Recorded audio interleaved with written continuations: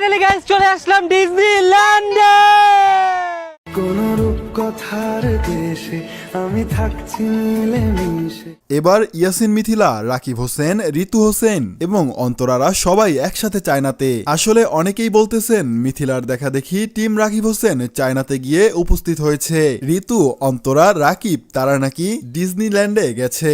সেখানে গিয়ে সামনাসামনি দেখা হয়ে গেল টিম রাকিব হোসেন এবং ইয়াসিন মিথিলার, কারণ তারা একই সময় একই স্থানের একটি টিকটক ভিডিও আপলোড করেন। ফাইনালি গাইস চলে আসলাম ডিজনিল্যান্ডে। এখন কি তাহলে মিথিলা এবং রাকিব হোসেন একই সাথে ব্লগ ভিডিও তৈরি করবে? আর তাদের সেই ব্লগ ভিডিও কবে আমরা দেখতে পাবো এবং ব্লগ ভিডিওতে কি কি অংশ থাকছে, এই সব কিছু দেখতে পারবেন আজকের এই ভিডিওতে। বন্ধুরা, আজকের এই ভিডিওটি অনেক গুরুত্বপূর্ণ হতে চলেছে, তাই আপনারা দেরি না করে চ্যানেলটি সাবস্ক্রাইব করে আমাদের পাশে থাকুন।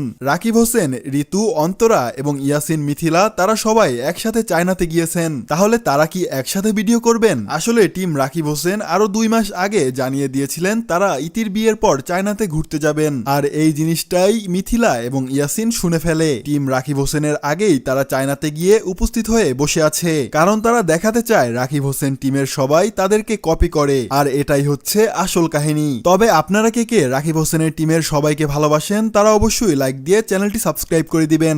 ধন্যবাদ।